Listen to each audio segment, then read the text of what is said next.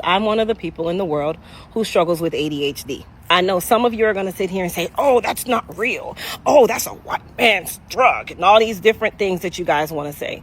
But I'm here to tell you that this is definitely a real thing.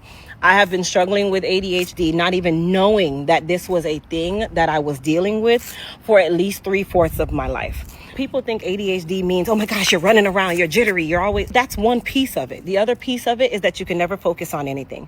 The other piece of it is that you can never finish something that you started. The next piece of it is that you're always interrupting people when they're talking because your brain is 7 light years away from what they were actually saying.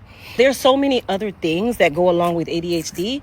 And because we are such prideful people, African Americans, and there's nothing wrong with being prideful, we refuse to show the world any form of weakness that may even look like a weakness, or we don't want people to feel sorry for us, or we don't want you to be able to judge us. So we refuse to talk about things that really do exist, such as ADHD.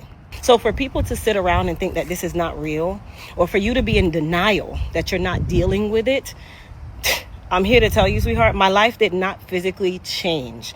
The way my brain worked did not physically change until a little under 3 years ago, when I finally made the decision that it was time for me to really see what it was that I was dealing with internally while trying to hide it externally.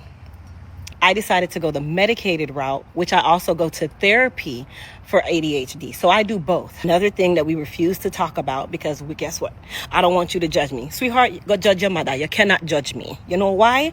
Because I judged myself. So you cannot be judged if you judged yourself first. So if you're someone who has been struggling with ADHD, you know that you have something going on and you just refuse to go and see someone, whether it be medicated or therapy, baby, let me tell you, you don't have to be afraid. You don't have to be prideful. You don't have to be ashamed.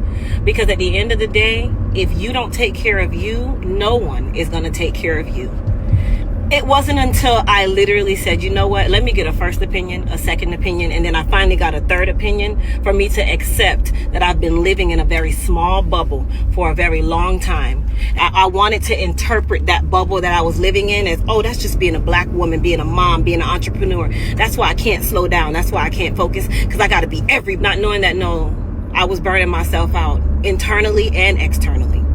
Go get yourself looked at, baby. It's okay. Ain't nothing to be ashamed of and ain't nothing to hold your pride on to. This is about you and you only.